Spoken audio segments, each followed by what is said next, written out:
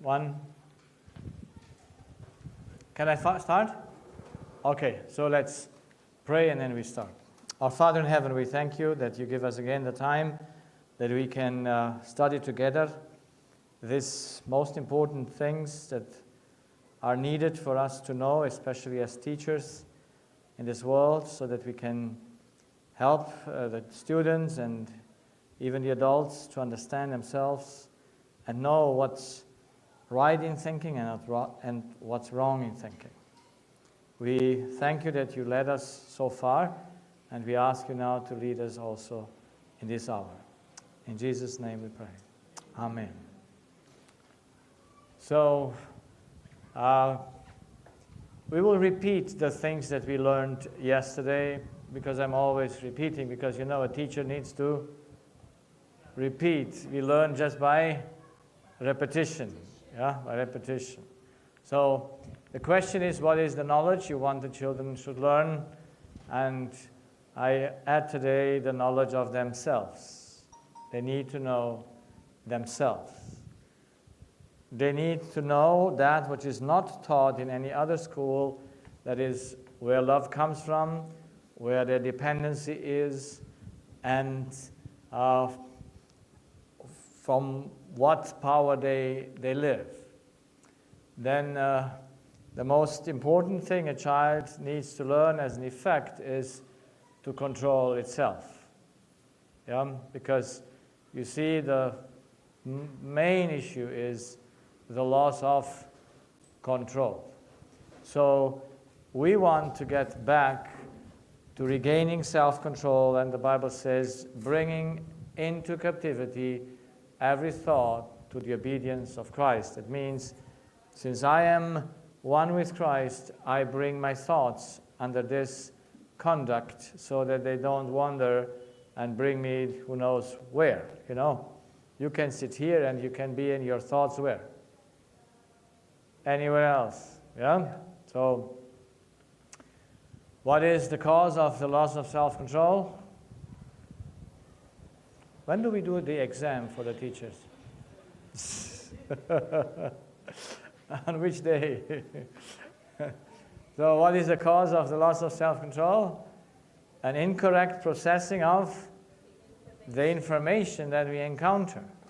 And we do that because we have the wrong measure for it. We believe we are someone that we are not.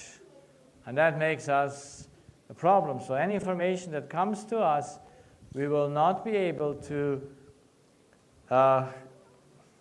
process correctly if we don't have the right measure here. With the wrong measure, we will measure everything the wrong way. So what is our first stabilizer? It is the law. And in the law, we show that everything that God created, from the smallest to the biggest thing, is a channel. Everything must have an entrance and must have an exit. Everything is dependent first to take in order then to give, because nothing can live for itself. Everyone lives just to serve. That's the only way a channel can work. You see, if this microphone would stop transmitting the information, what would happen? You could not hear it. So every issue, even disease, is because the channel is blocked. So why does a channel become blocked? The only possible a channel be blocked is to not have the correct input in this channel. So if you put at the exit, at the entrance, which is not possible, but through deception it works, then the circuit will stop, because it's not possible to work that way. So you need to know that all our blockages come because we don't take at the entrance what we have to take. We need to take love, but in the end we take selfishness, so we cannot live. We must die. And we have seen that disease is that opener of our eyes, that we have put not the right order of things, like the horse and the cart. We have the cart and the horse. So we have switched it. So putting it to the 10 Commandments, the channel must take from God and give to the people. That is in the first table of the law, and the second table of the law is as the exit. So if we don't understand that we are the channel, then we don't understand where to put the tables. And if you put the tables at the same place, it will not work. That's why it's important to understand that God puts the tables, or that puts the law on two tables, because there are two relationships the human spirit needs. One at the entrance and one at least at the exit. But he has many at the exit, but he needs the one at the entrance. So you need at least two relationships. You need the one you feed from and the one where you give on. So that's the law that is made. The tables are for our spirit. It's not for our body.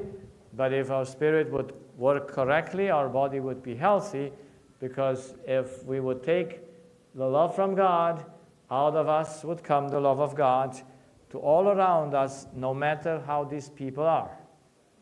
They could be good or evil. We could love them because we have the love of God. Now, the deception brought one thing into the world. That is, if we believe we are a God, what we cannot be, we switch the second table at the entrance. So now the humans are our food, they are our orientation, and not God anymore. Then evidently what goes into the body will destroy the body. Because we were made to work just with the fuel that comes from God. Fuel that comes from human cannot fulfill us. So this is the main deception that we need to know, so that we know whenever we get sick, whenever there is a battle between the children, they only fight because they're gods and because they want other people's satisfy their needs. That's always the same thing. There is no other sin that you can do except being dependent on a human being for love. That's the only sin. Anything else is a result of that. Tomorrow we will see even a little bit more going deeper into understanding it. So the order of the law, once again, we are made to be a channel to take from God and be dependent on God and be independent of humans and give to the brain the right power. It will never would do anything wrong. We would never be sick, like Jesus never was sick, because he never lived from humans. He had always his Father here, and having his Father always here, he could never do any harm to his body by what he was thinking. So now we are born with this terrible lie in us that thinks that love comes from within ourselves, yeah? The mouths of the children speak the truth, and we believe we give to God, to people, but we never give for free, always to receive. To God, we want to receive from God, and those things are impossible, because only our action works, not the action of another one. But we are always focused what others are doing or not doing. That occupies our mind, what others are, what they do, what they not do, what they eat, what they not eat, and all that, how they behave. all those things occupying our mind because we have the people at our entrance and not God. So we live in an illusion, in a situation that is not existent, and it destroys us because we always try the impossible. So today we want to learn another clear measure. We know the law now, yes?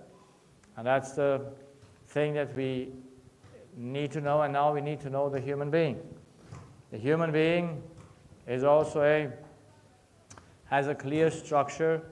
How it was made is most important for us to know, because we are the only one that can know us. So do you know the human structure? How is the human built together? Those are essential things to know. The second is we need to know how things work in us. So how does it work? If we don't know how it works, how will we ever fix anything? Can we? We cannot. And then we need to know with what do we work? So with what do we work?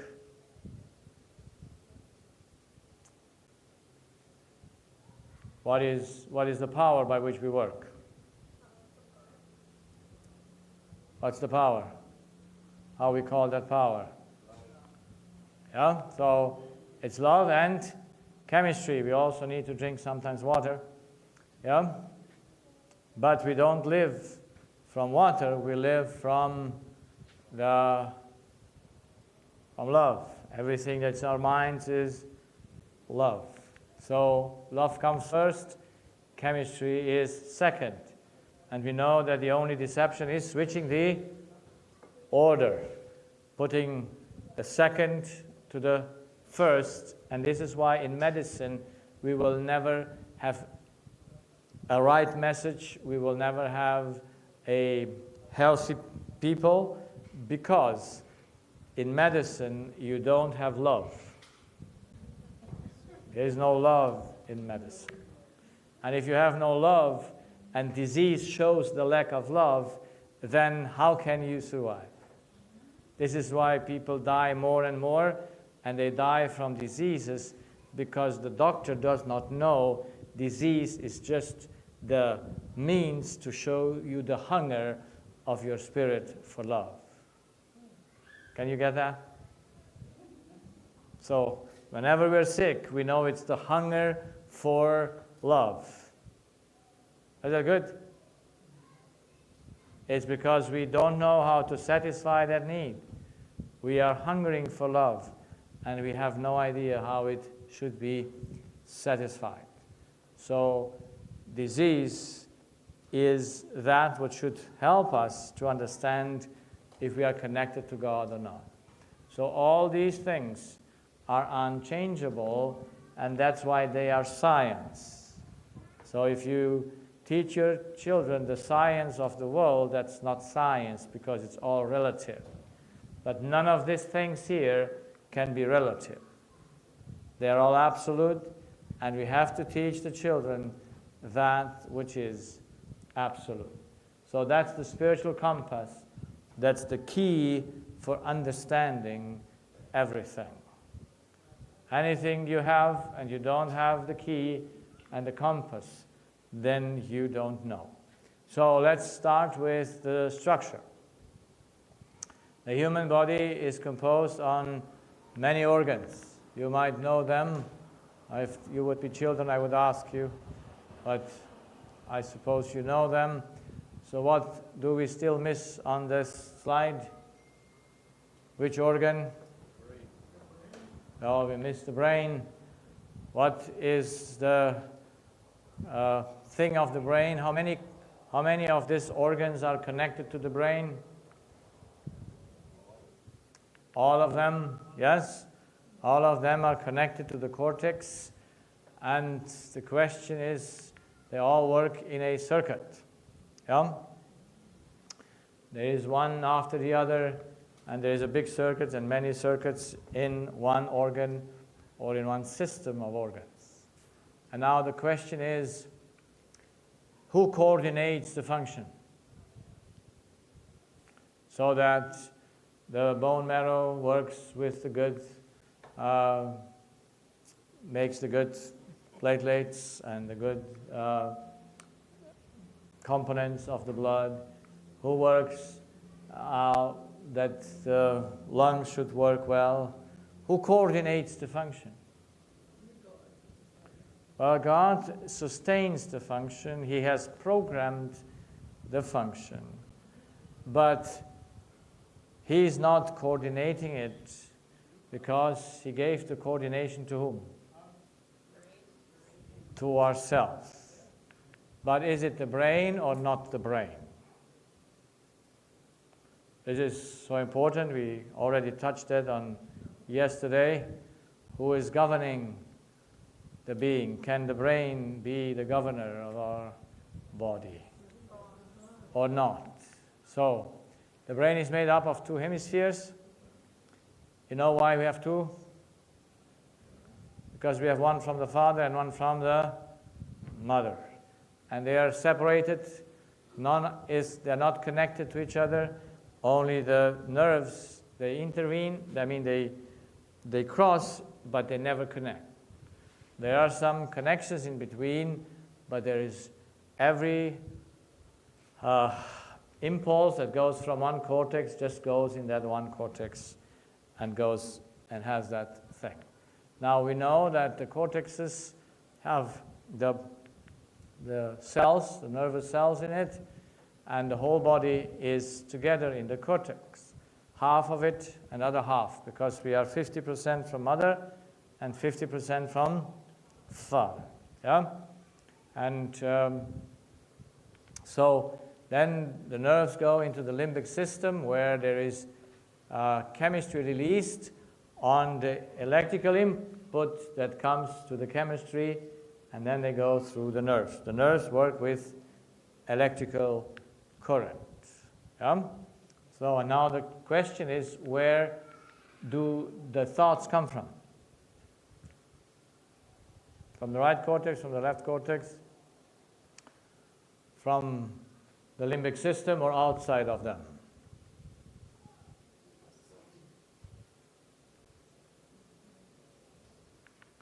So what comes first, thought or brain? We got that question already. So if the thoughts come first, we need to prove it, because we need to prove it on the brain. That's why the first question is, can the brain think? Can the brain think? Can your foot walk? Can your hand feel? Can your hand feel? Well, the nerves do not feel.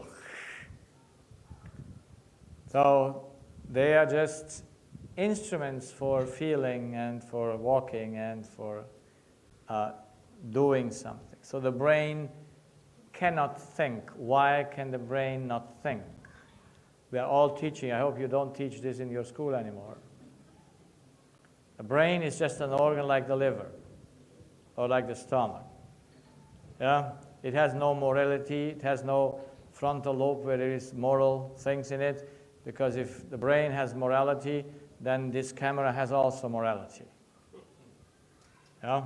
So anything physical, everything that is made of chemistry, is unable to do anything that is spiritual. So the brain never has the ability to do that what we can do, that is to feel. Yes, because the body cannot feel. Chemistry cannot choose. Yeah? Does the water choose where to go when I drink it? Yeah? Can it protest? Cannot decide. It's impossible for the brain to decide. They cannot destroy themselves. Can we destroy our brain? Can the brain destroy himself? Can anything physical destroy itself? It's always destroyed from the external. This is the law. That's why I showed you first the law. So the law does not permit that any chemistry ever destroys itself. Chemistry cannot govern itself. They know nothing. I mean, they cannot know anything. They have no morals. How much morals do they have? Zero. So never mention the frontal lobe to be morality there. You might have heard of that, did you? I'm sure. Because it's all around. The frontal lobe is our God. Yeah? Because it has morality. It has no morality. Because a physical thing cannot be moral. How can it be? Because it cannot decide. It doesn't know what is good and evil. So if the brain is our issue, what would we need to do for us to be saved? Change the brain. Yes? So, can we do that? Can we change the brain? So God cannot also change it because the brain is not our issue. The brain is not our problem. Because thoughts are not in the brain. The brain just is used through thoughts to work, but the brain just gets a chemistry. It just gets a impulse. So we have to prove that the brain cannot be the one that it is shown in science, in the so-called science, to be. And we can, by the law, just make it very simple. The brain, in order to function, needs chemistry, air, water, and so on. Does he? Yes. Where does he take that? It comes through the blood, yes. It comes from nature, but goes through the blood and comes through the brain. You drink the water, and you water the brain, yes? So you give it to them. But the brain does not work only with chemistry. What's the other power of the brain by which it works? Oh, what power? What power does the brain work?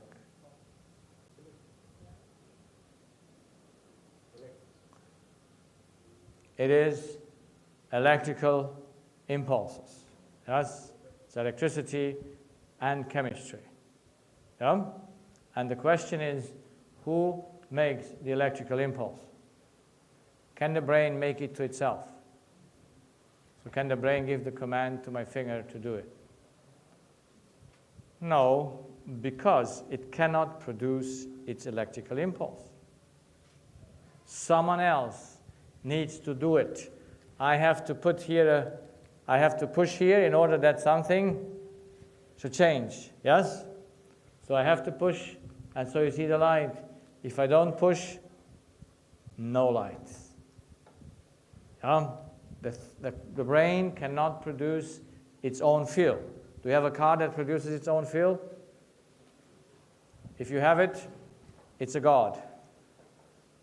Because only God produces everything. He lives from within himself. All other things are channels they need first to take in order to give. So that's why the brain can never produce its own fuel. And if the brain gets the impulse, he must get it from outside, as he gets the water and those things by which he works from outside. So who makes the electrical impulse to the brain? Because he who makes the impulse governs the whole being. Because the whole being is governed by electrical impulses. Everything that I do here with my finger, that I speak, are just the effect of electrical impulses into the cortex. The right one or the left one, depends which finger I move. So, the first proof that we must have more than the brain, that we must have a spirit, is the incapacity of the brain to produce its fuel. It cannot produce its fuel. And no one else can produce the fuel except something that is coming from external. There is another proof It's the fuel ones, and then the needs. We need freedom. We need security. Do the children like freedom in school? Yes? So you give them freedom? They take it. There's security, there is curiosity, there is understanding, there's orientation, there's harmony, faithfulness, confirmation, reward, righteousness, truth, morals, joy, and so on. How many of those things do you have in your brain? How many? If they would be in the brain, then we could say, okay, the brain works by righteousness. Yeah? And that is not possible. So they are not found in the brain, they cannot be understood by the brain, they cannot be processed by the brain. So it must be the human spirit or the mind that through thoughts process the information. And at the end of that process, it comes to a decision. And the decision transforms the thought into an electrical impulse. So this is how our decisions change the impulses in the brain and put the brain to work. So I hope that is understood because it's most important. Who do you teach in school? The brain or the spirit?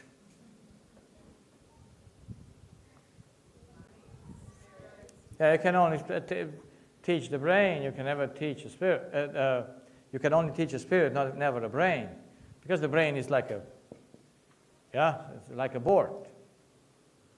So the spirit comes first, and the body comes second. Yeah. So who is supreme, the body or the spirit?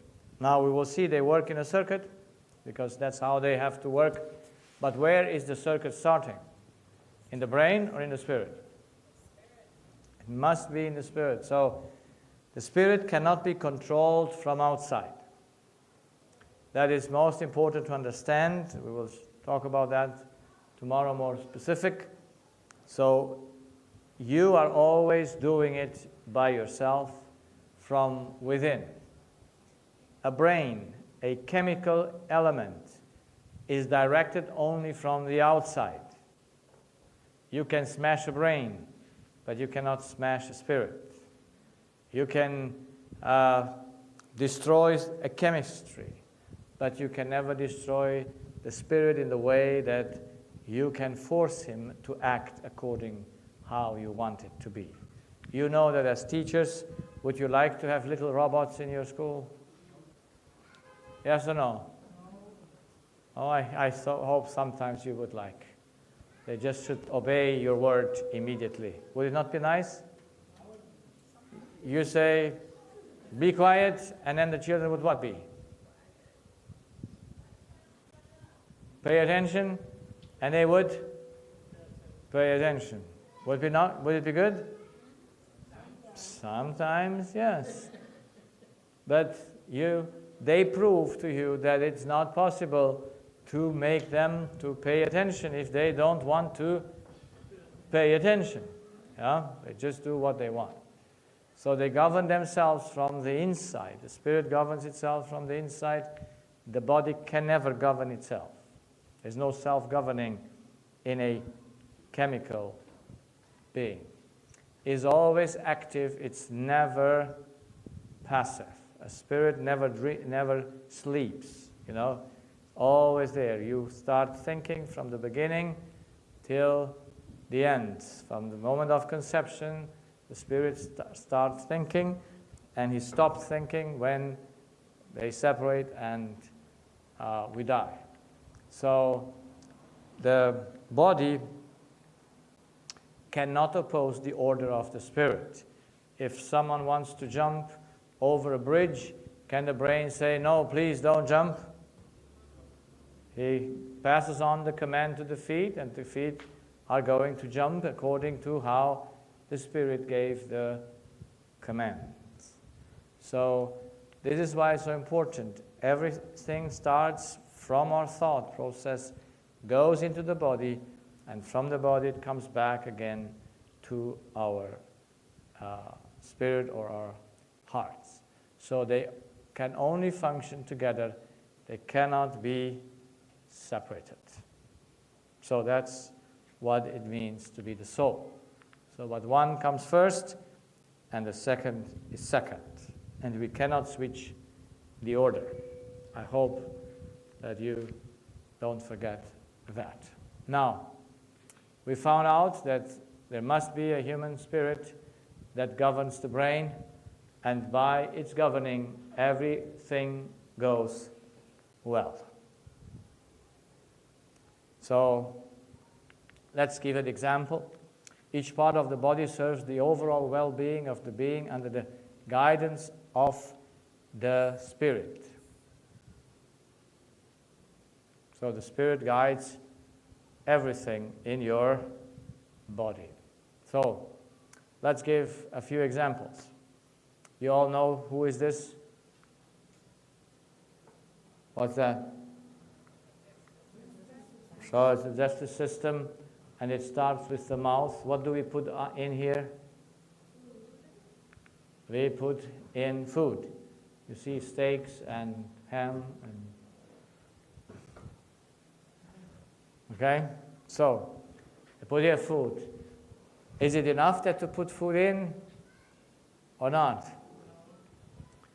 So what do you need more? No, I mean, except what you put in here. Who makes the digestion? God doesn't make the digestion. Pardon? Who makes the digestion?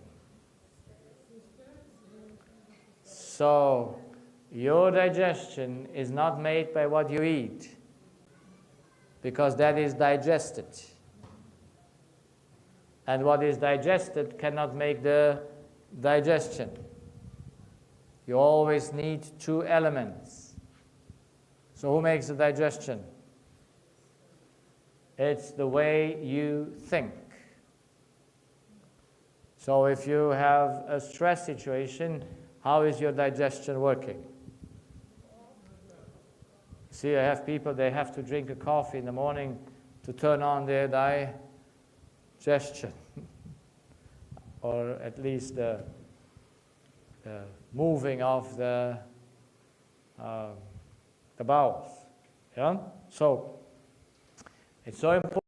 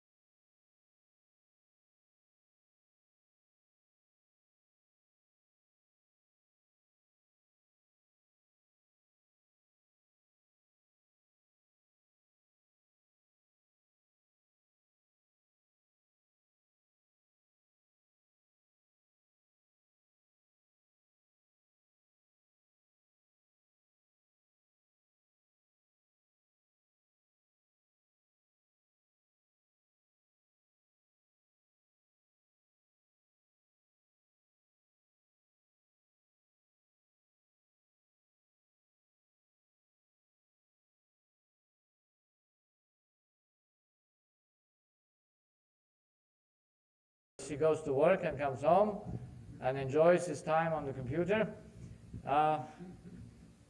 And mother has all this work with this little one.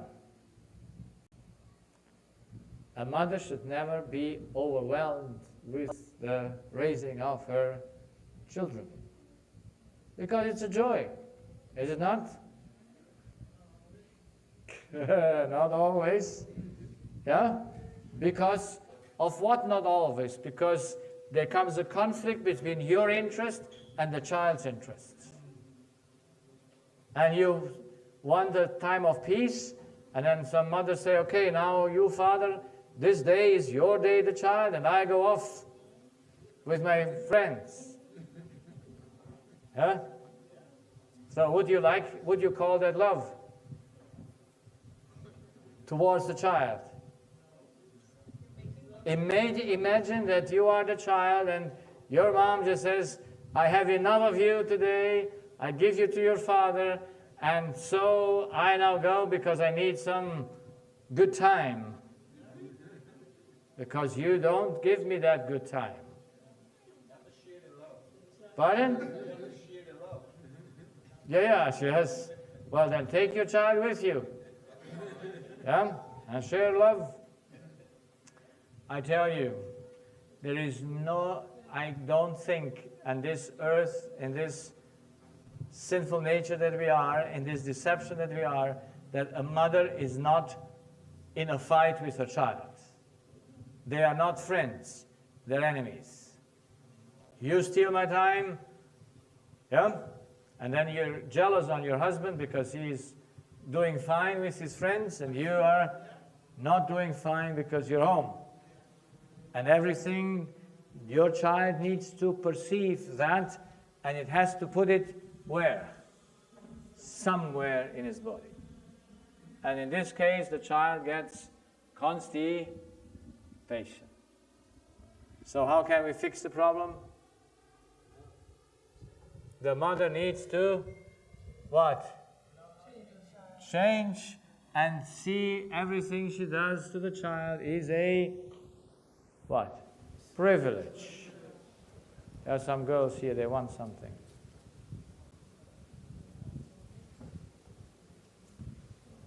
Huh? So,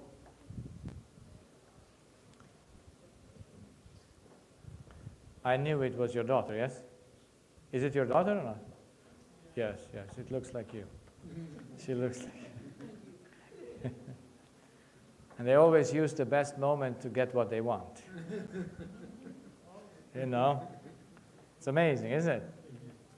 They just know when to ask for something to get it. Yeah? So the mother, and this was at the beginning after I talked to her, her child immediately improved. But since the mother couldn't keep it all the time, now the child gets constipation again, because the mother is in a conflict with the child and sees the child as a burden, which is not love. Love and burdens are excluded. If I see yourself as a burden, I cannot love you. Yeah? So the digestion is governed by what we think. When children have exams or when you have exams, how is your stomach working? Yeah? It works faster for some people. Yeah? And for others it works slower. But it is a dysfunction that does not come from what you eat, but it comes from what you think. Where you feed your spirit off. When you have heart palpitation, why do you have heart palpitation? Why do you have it? Because your spirit is in an issue with other ones. And then it makes your heart to not work well. Then you have, this is the kidneys, and so is the urinary system. Yeah? So you get kidney stones. How do you get kidney stones? Who makes the kidney stones? Yes, it makes the spirit. Depends on which brain side he puts the input. That's why you have then on that side, you have your kidney stone. It's programmed. Depends on where the spirit has its wrong impulse. There on that side, you get the kidney stone.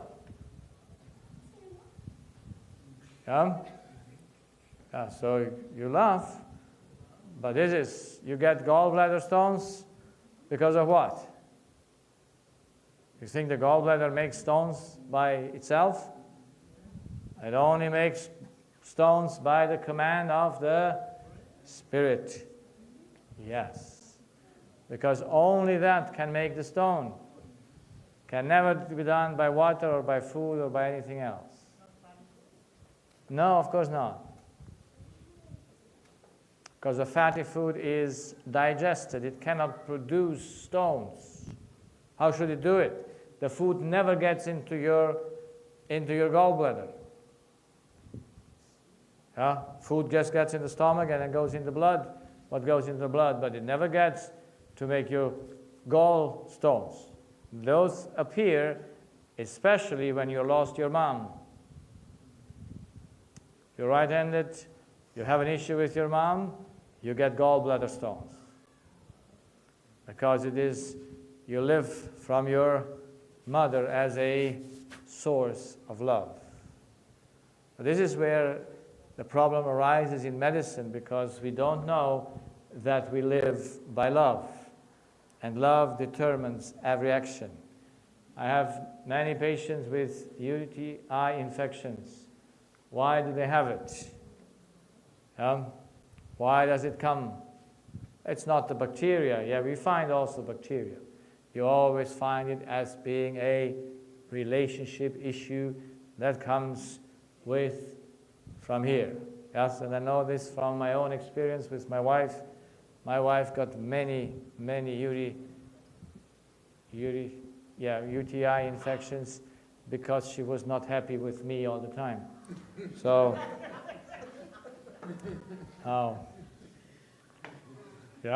did I make it to her? No. It was just that she had the stress with me and her mother, and so poor bladder, she got the pain. I know how I had to go to emergency in the night with her because she got suddenly that strong pain. So those things are just governed all in their function by what you think. And what you think is always governed from whom you take the information, who is your source where you feed yourself off. So when you have blood cancer or lymphomas, I just recently had a lady who is in an older age, and she has since 12 years cancer of the bone marrow. Now, where does this cancer of the bone marrow come? If you would ask Brother Solomon. You know Brother Solomon? Or King Solomon? What he says? A broken spirit dries up the bones, because in the bones we have the machine that makes the blood. And the bone marrow is directly connected to our brain. Yes? And when we give a wrong impulse, it goes into your bone marrow. And I asked her, why do you think you got your bone marrow cancer? And then she said, well, because when I was a child, my father, in order to punish me, locked me into a dark room. And since then I developed fear, because he locked me in a dark room. And because because the Father locked me into that room. Now I developed cancer. Truth or not truth? Why not truth?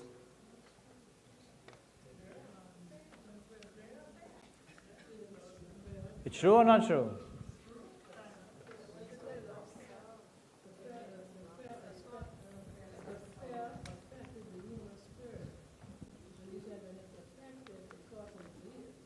Yeah, so who affected her spirit? Herself affected the spirit. But now she believes it's the Father. Can she go and change that? Because she's in her 80s and the father passed for long away, and then she says she forgave her father.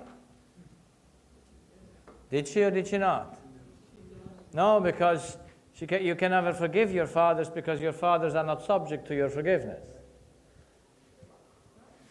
They're not subject to your forgiveness. Only God can forgive. If you're a God, then you forgive. But if you're not a God, you cannot forgive. Well, why you say sorry? That's another question, yes. So when I asked her and said, are you agreeing that your father never damaged you by what he did to you? Could she agree to that? No, because she believes the father did to her wrong. Yes, the father did wrong, but he did wrong to her, but to God, because she is not herself, her own, she does not belong to herself. That's why if she now, and I challenged her and said, if you now change the way you think, it's your own thoughts that produces the cancer in your bone marrow, not what your father did to you. What your father did was a trigger, you take it, but now you have to process it. And why do you process it against yourself and not for yourself? Why is the negative things that we're experiencing doing us harm by the way we process them? And we always process them against ourselves. That's amazing, isn't it? Yep. I just need to tell you a word and you go and kill yourself. Not necessarily by going to do it directly, but by an idea.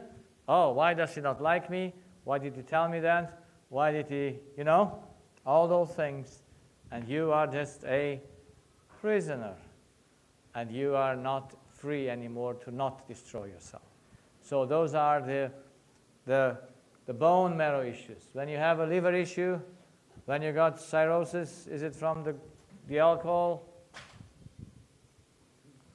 When you get cirrhosis, you know what cirrhosis is? Yeah? So who makes it? It's your spirit because he's sad with his mom or whoever it is, and that also makes him to drink because sadness makes you to drink.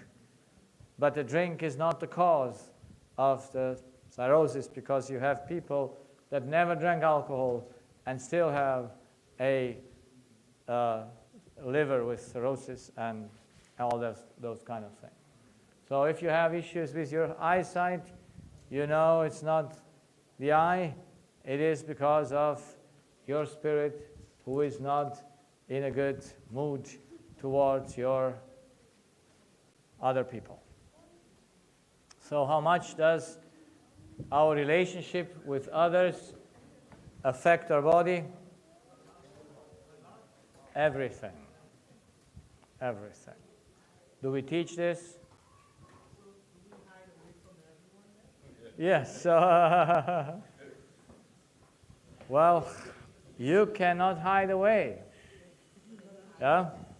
Because the problem is not the other ones, because the problem is how you perceive and process the information. So that's why Jesus did not come and said, I fix your neighbor. So he said, you fix yourself and then your neighbor is okay. Yeah? But as long as you believe your neighbor is the issue, then no one can help you. And that is the basic, the bottom line is always the same, that we perceive and process the information incorrect and want then to change the other, which is not possible to be done. So, what is the soul? Taking this analogy with the piano and the piano player. So the piano is the body and the spirit is the piano player. What is the result of this? Music. It's music. So the soul is the result of both of it. You have no music just if you have a piano. Yeah? It looks good there in a corner or somewhere, but there is no music. The piano can never play its own music. So the body can never do its own function. It's always impossible. So that's why the spirit without the body can do also make no music, because the music comes out of the piano. So you need both of them in order that they should work. So this is the soul is the result of body and spirit. So once again, yes. Can we replace the music with the thought? No, this is not, we cannot replace the music with the thought, because just the analogy is, it gives a new element that was not there before. Yeah, so you have two elements, oxygen and hydrogen, and it gives water. So you have here two elements, the body and the spirit, and it gives a soul. It's just the analogy that it is, so it's a new element. Yes, it's a result of two elements working together. So the human structure, once again, we have a body who lives from chemistry and from electrical current, and we have a spirit who lives from love, freedom, faithfulness, and justice. And the way the spirit is fulfilled in his mind, so the better he makes the electrical impulse, and then it will work everything well. And the soul is just the connection between the two. Yes, in that place we live. Once again, our eyes are in our body located, but they are connected to the cortex. Who sees what you see?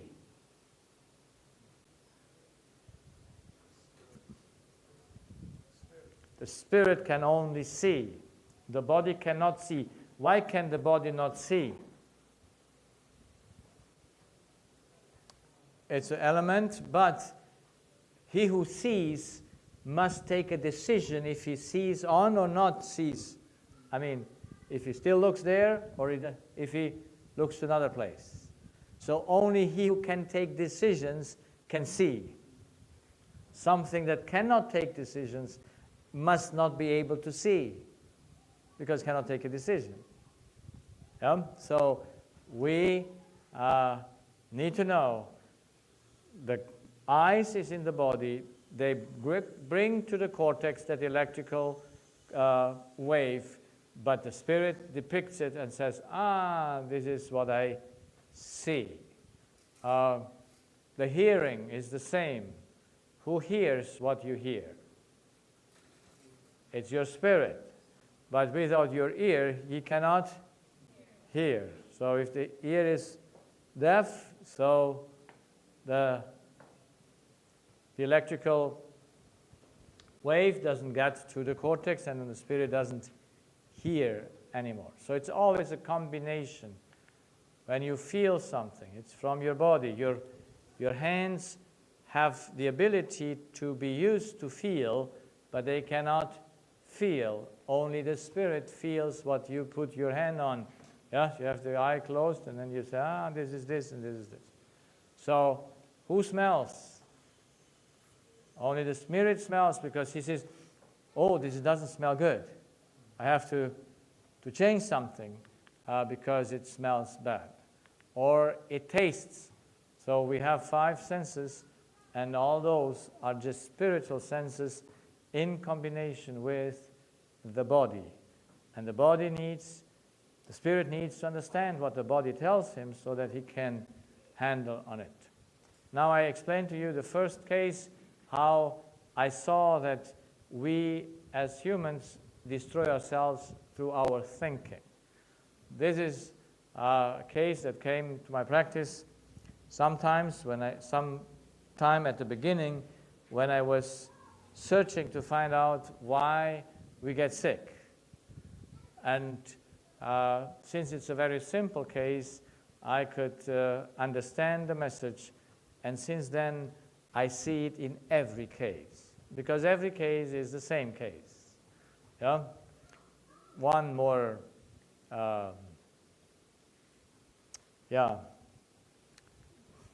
with higher effects, the other with lower effects, but the process is always identical. So this is a 30-year-old lady that comes to my practice with severe headaches, and she has these headaches for 2 weeks. Pain medication didn't work. Her doctor gave her pain medication, but it didn't work. And so after 2 weeks, he sent her to my practice as an ENT to see if she has a sinusitis or something there. I consult her. I don't find anything worse there, all sunshine in her nose.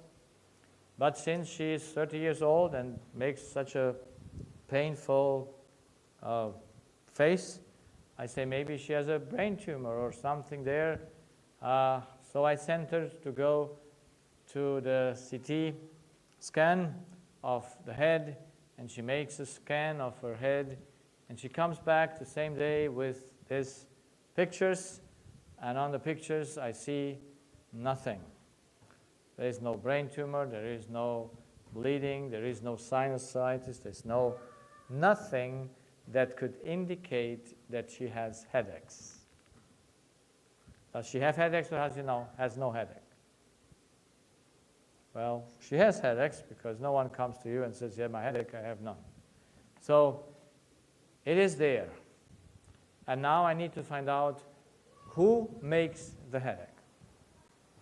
Is the headache a sign that all things are right or something is wrong? Something is wrong. So all the negative symptoms show that something is wrong. And now we need to find out what is wrong. What is wrong? So what is wrong with her? She did not fall out of her bed. She was not hurt. She had no accidents on her head. So there was no external injury why she had headache for 2 weeks in a row. So I could exclude all external causes, and then I had to ask what she was thinking, because that's what then came into discussion. And she told me exactly that day when, before she got the headaches, she got the news that her boyfriend, with whom she was for 1 year together, she moved from North Germany to South Germany to live with him and to marry him, that he betrayed her. So she found that out on that day, and later that day she got the headaches, and since then the headaches did not disappear. So it's a simple case, is it? Could his action make her headaches? No, I mean, can his action cause her headaches? No, because he doesn't touch her. He has not touched her. Yeah, so she made herself the headache. Yeah, how did she do that? How did she do that? So let's see the thought process. A woman usually has loving thoughts to her partner, as long as he's doing all right. You agree with me? Yeah? So loving thoughts, they make you a very good current. They give you a good impulse. How do you feel when you love? Oh, that's the best thing, because you give the right impulse, the limbic system responds with a good emotion and tells you, give me more of this. Yeah? And now she hears the information from her boyfriend. This information does not fit to her need. It's an anti-need. Yeah? And now what does she do when she's confronted with the information that he's unfaithful? What is she doing? So how does she process it? She's disappointed, she's hurt, she has thoughts of revenge. Is that makes what kind of an impulse?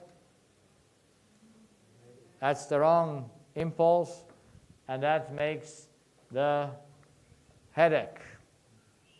Now, does she think like this because she wants to or she has to?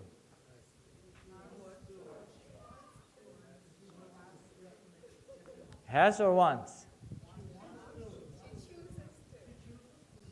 Well, she chooses with a choice or with no choice. And I mean, she chooses, but with a choice or with no choice? Yes? So did you ever get angry when you ever choose to get angry? Or you get angry without wanting to get angry? Pardon? What? Exactly. So you're doing it without a choice. If any one of us would go home and find out that the husband is watching pornography or I don't know what he does, how would you do? How would you react? Would you just say, oh, poor guy? Us. Yeah? Would you just have pity with him? Yes or no? Yeah? So you would immediately feel yourself hurt. Yeah? The right way or the wrong way? Would you get headache or would you not get headache? If you do not get headache, you get dizzy. If you don't get dizzy, you get a disc failure in your back. Anything, or you get whatever you get, a kidney stone. So an infection, a cough, or whatever you get. So the lady takes herself in prison. Yes, she's a free lady now or not free? She's in bondage by whom? Only the way she perceives the information. And is that information for her or against her?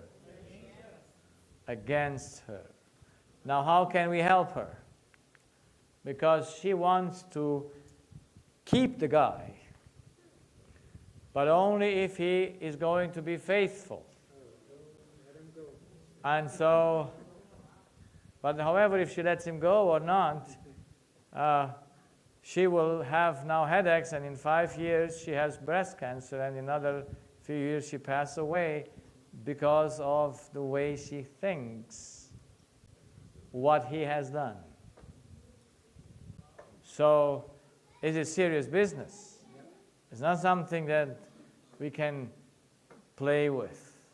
Our thoughts are those who keep us alive and are those who kill us. In the end, everyone dies because he killed himself, either directly or indirectly. It's not the boyfriend that kills you. It's just the way you perceive those things. So she wants to keep him, but only if he's faithful. But she has a guarantee for that. No, so she spins around. She She has no solution for that. Would she force him to be faithful? I mean, she cannot force him, but would she if she could? Yes, yes. So he would get a how you call this? Chastity bag, yeah? So everything closed, yeah? Would that solve the problem? Because the problem is not there, it's up here. It's inside. It's inside. So, when you get angry and you get nervous, you realize that you're wrong? Or you still think the other is wrong, on whom you get nervous? So, if I would say to the lady, look, lady, your headache proved that you're wrong, would she be happy?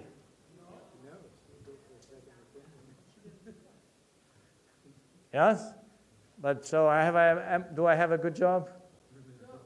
I have to tell the patient that he's wrong.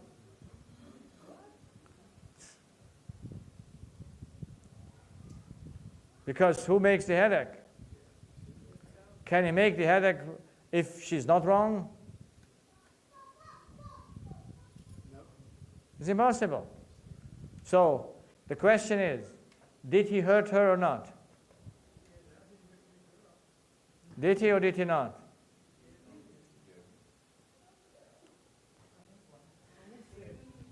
Pardon? Who sinned? Did he hurt her or did he not hurt her? He did not hurt her.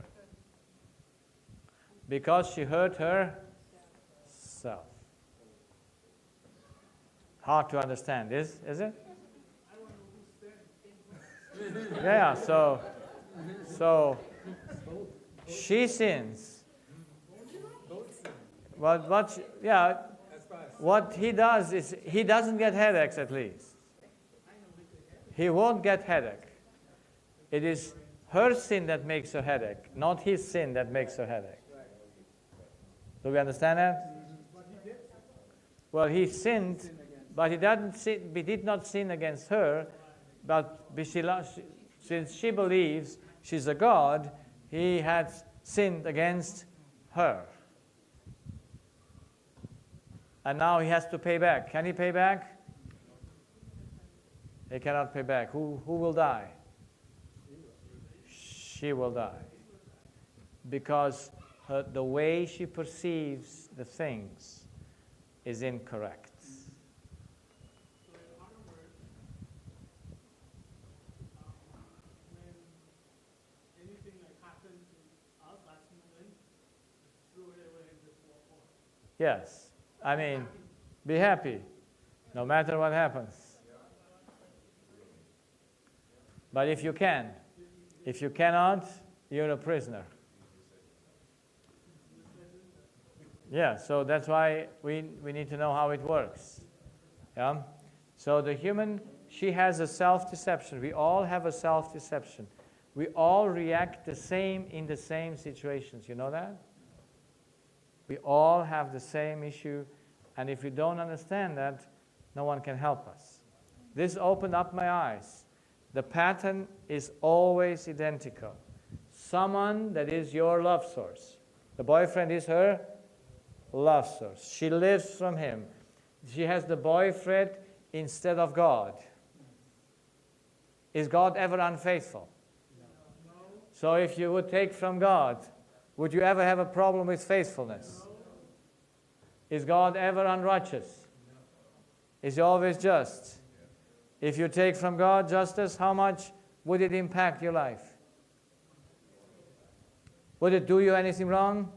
Would you need to protest? Would you need to be hurt? Never. His freedom and his love. Everything we would take from God would just fit to our needs, and we would never protest. We would never think, oh, this bad guy, look what he did unto me. Can anyone do anything to you? I hope not. Yeah? But no one did that to you. So here is the issue that we need to understand. Are there traumas? Who makes the traumas? We cannot do anything because of the circumstances, but we must do something that the circumstance does not bring us to destroy ourselves. This is the process. You see, the devil has a very easy play with us. You know that? He doesn't need even to touch us. He just needs to give us an information that is against our need. And in that moment, he's sure we will do it to ourselves, the evil, and destroy ourselves. That's a terrible thing, isn't it? So it's not the evildoer that gets sick. It's the one that wants to have it right that gets sick. The one that cannot handle that the other does wrong. And that's a tragedy, that we are dying and suffering, not because of what others have done, not because of the Father put me into a dark place. It is just because my evil heart deceives me to do it the wrong way. This is the pattern. You always get angry because you get an information that doesn't fit to your need. And then you protest. That protest goes into your body and makes you sick.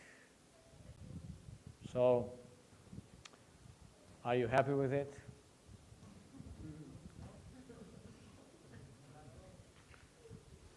So that's why we need to see the relationships.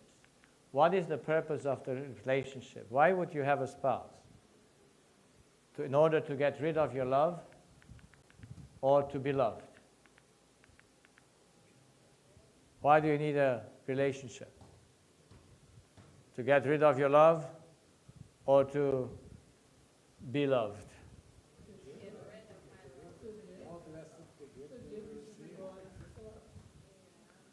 So, it can only be the one or the other. But all people want to be loved.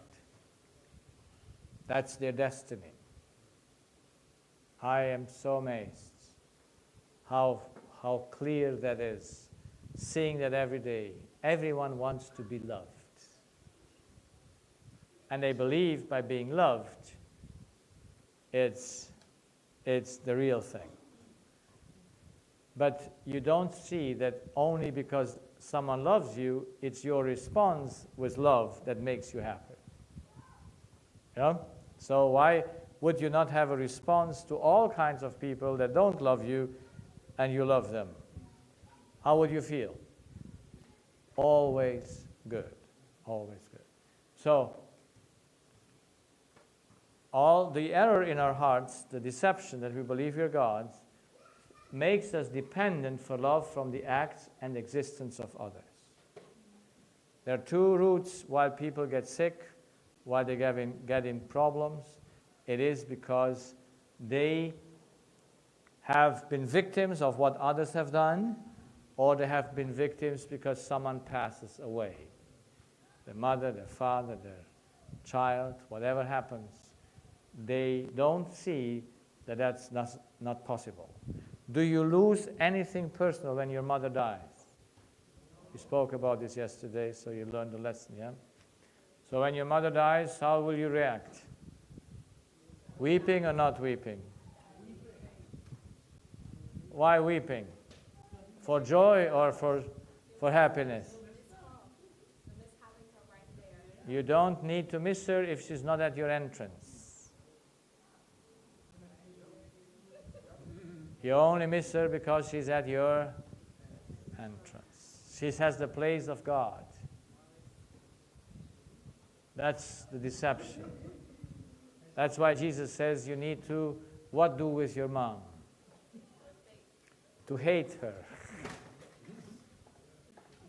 Hate your mom, your dad, your wife, your husband, your child, and your own life. Yes. If not, you cannot be my disciple. So, hate means I hate to be dependent on them. I hate to have them at the entrance. This is why we have to see our heart will always deceive us, because it's an unconscious process. But we must make it conscious, because salvation is only possible in consciousness, not in unconsciousness. So with whom we enter into relationship, they become our debtors, because we give in order to receive. We never see that we take first, and do not see that we cannot give. So my last slide today, the order of function. We have a spirit or mind. That's a channel that comes before the body. Yes, is before the body. So the spirit lives from love, from information that he needs to take from a love source. And we'll see tomorrow there are two kinds of information he perceives from the love source. It's what the love source says and does, and how the love source is. So those are the two informations the spirit lives from. And then he passes that on. He works with it and passes it on. And those are the thoughts toward the neighbor. The way you think towards your neighbor makes the power of your body. So good thoughts towards your neighbor, your body is full of power. If you have the bad thoughts about your neighbor because he betrayed you or whatever he did, you are destroying yourself. So, we don't see that we have a spirit that is a channel. We believe that our spirit is a well, is a God. So he just gives. Yeah? You always start with giving. And you don't see that you never give for free, but you always give to receive. The deception means that you give, actually you take. So when your wife comes to you, or the husband comes to his wife and says, I love you, does he want to give or to take? Yeah, it's just selfishness. Yeah? So everyone functions like that. Yeah? Because it's just about himself. So we don't see that we take from mother, father, spouse, and so on. They are our love source, but they do not correspond to our needs. And so I'm here in the loss. And then I need to make them better or resurrect them from the death. You see, every conflict you have is to make the other better. You never have a conflict to make another worse. Because we all are good intention. Yeah, we all want to make the other better. For whose sake? Our sake. So can I make them better? Yes or no? Thank God not. But we still try. Because we are dependent. And the force makes the disease. There is no force that does not, there is no disease that does not come by force because you want to impose the good. Isn't that terrible? So we are doing our own problems by wanting to change the other for the good. We want to change our spouses, we want to change our children, we want to change the, who knows, the dogs, but they are easily to be changed. We always want to improve everyone. We go to church to fix the other ones. Yeah, because that's our duty, to fix others. Yeah? We are the keepers of our brothers, and we are always knowing it better and are better than they. So that's the terrible thing in which we are. This is an illusion. It's not possible. But we live up consciously from them, and it cannot be good for us because they can pass away or they are not perfect. They can never fit our needs, which are perfect needs. And so we will have here our wrong input, the wrong electrical impulse, and an electrical impulse that comes by force. The body will always come and tell you that's pressure. He will make you an emotion that is negative so that you can react to it and say, oh, this was a bad thought because I don't feel good. Yeah? Every thought that makes you not feel good is wrong. That's good, is it? So you have in your body a good evaluation system. Pressure is always wrong. You know your heart deceives you.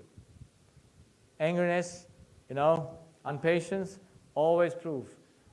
The loss of self-control proves that you are deceiving yourself.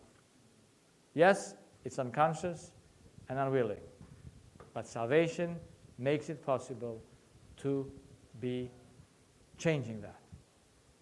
If not, we remain always the destroyer of ourselves. And there is no one that remains in his old nature, in his old deception, that he will not die on his own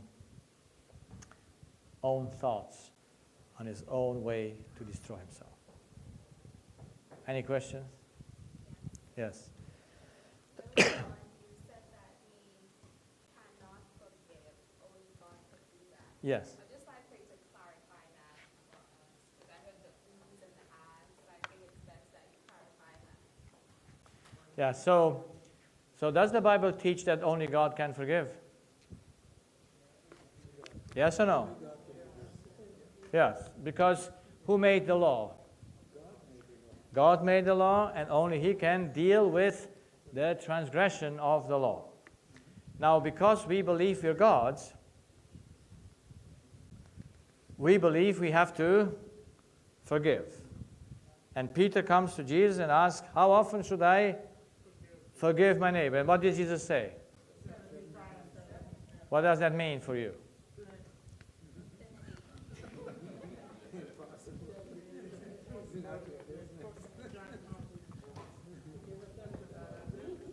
What does that mean?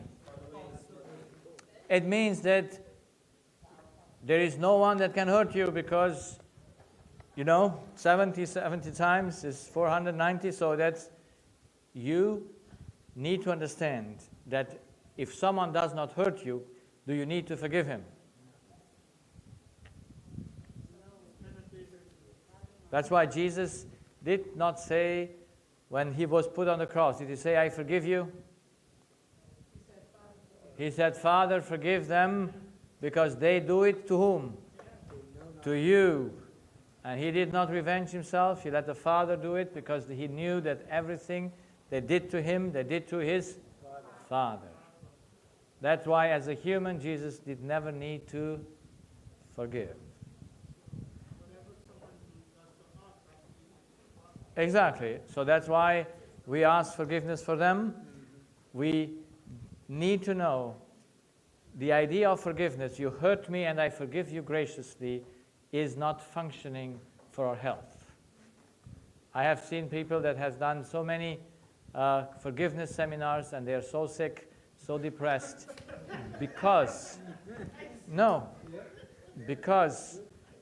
they don't understand what it means. See, when people come and say, I forgave my mother, I say, who are you to forgive your mom? Who is higher, your mom or you? So you see, because we all believe we're higher, that's why we have the issue. That's why Jesus, in his Sermon on the Mount and in the prayer, he says, he will forgive us only as we forgive others. That is, meaning there is a condition for us that we should be forgiven. And what is that condition? To understand that others have not done wrong to us. Let's take the parable of the man who was forgiven the $10,000 or whatever, and he has a debtor who owes him 5 shillings, whatever. Now, were those 5 not also included in those 10,000, or were they included? Was it his money or what did he gave him from that man? It was all from God, but God forgave him everything, but he did not forgive because he did not understand that he never gave anything from himself. And no one owes you nothing. And because he put him into prison, God said, now you get the same, because you have not understand the lesson that nothing that you owe is yours. Yeah. No, at no point, at no point, anyone owes you anything because it's not your dollar. Pardon? Yes. So, tell me, I didn't understand what you said.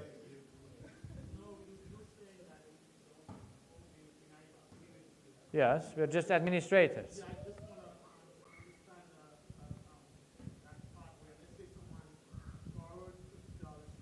Yes. I shouldn't beat them up for it. They can, but I can ask them, or I shouldn't ask. You can ask them. The Bible says if you borrow, think you never get it back. Yes, you lend. Yes, even when you borrow, you lend. It's the same thing. You only lend because you know, okay, if I don't get it back, it's still good. Yeah, because it's not yours. What did you say? What did you say?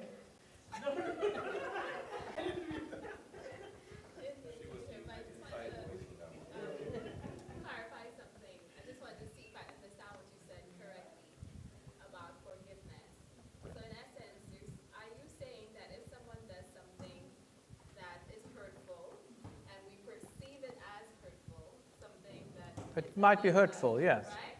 And so we should not take it personally. We should see it as something done against God himself, Yes. and ask God to forgive them. Yes. So we don't do the forgiving, but we, like, God, please just forgive them. And you pray for them and that type of thing, but you don't take it upon yourself. Yeah. Yes. So. Amen. Yes. If you can do it, it's good. If not, then you need to pray to see why you cannot do it. Because for certain things, we are able to do it. But there are limits. That's why I have to know there's no limit, for my own. So you release it, the person that's on it. But why every time you see the person, the things pop up in your head? Because it's still, the person still owes you the thing. And you have a prejudice towards him or her that they did wrong to you. If you would have that right mindset, you say, oh, they did wrong to God, whenever you see them, you would pity them. Yeah? And you could love them. But as long as you feel hurt yourself, well,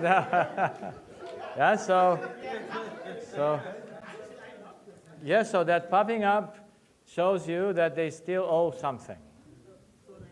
You can remember, but we only remember the loss. We don't remember the gain, because the gain is normal. The loss is, we cannot take the loss. It's impossible to allow loss to exist. That's the way we were made. Now, I don't know if we have time to see the subconscious, but we'll see tomorrow how God leads. And maybe on Sabbath we do another seminar a whole day. No sleeping on this Sabbath. Because we need to understand these things. And you need to start teaching them in school. Because the children will all have the same error, the parents have the same error, and we need to help them to see, because you get parents that come and say, this child did wrong to my child. Yeah? So what do you say to the parents? Do you take responsibility for that? Or would you say, educate your child better? How would you do it? How would you tell the parents, look, do you want to strengthen your child or want to make it weak? Is there bullying or is there no bullying? To a strong child, there is no bullying possible. Bullying is always a deception. Because the dependency, you have that child at the entrance of your spirit. So that's why we have to teach the children, we have to teach that no one can bully us, no one can harm us. That would make us invincible. Was that not feel good? Would you not have a strong child that does not say, come on, this made me angry, and this they told me you're so bad, or you, I don't know what kind of bad things they say to you. Yeah. So those words the child needs to work with them correctly so that it does not, yeah, and then comes and fights with them, and it's a terrible thing. Yeah. So you can make a major difference in all the families that you have in school. Every problem you would take as a benefit. Every bullying is welcome. Every issue brings you to a step to show the parents and the child its deception so that it can get out of it. Yeah? So we don't want to fix the issue. We want to help people get out of the situation. Back to the forgiveness issue. When Joseph was tempted by Potiphar's wife, what did he say?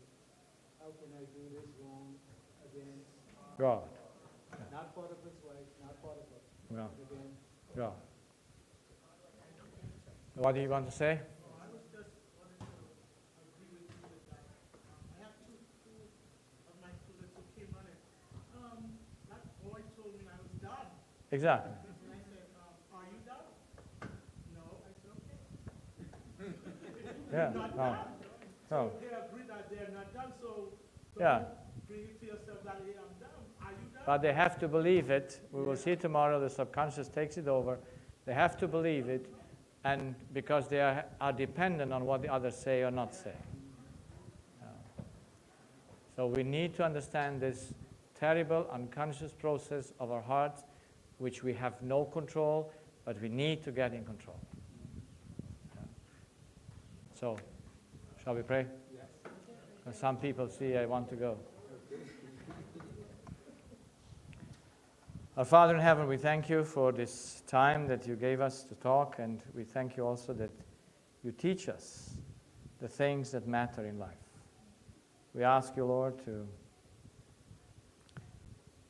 be able to deepen these things, to see them in our own heart, and help all those around us, that they should fix it also, as you have shown us to fix it in our lives. We don't want to be the slaves of the deception that we inherited from Adam, who took it from Satan. We want to live in the truth, not in the lie. So help us, we ask you, Lord, in Jesus' name. Amen. So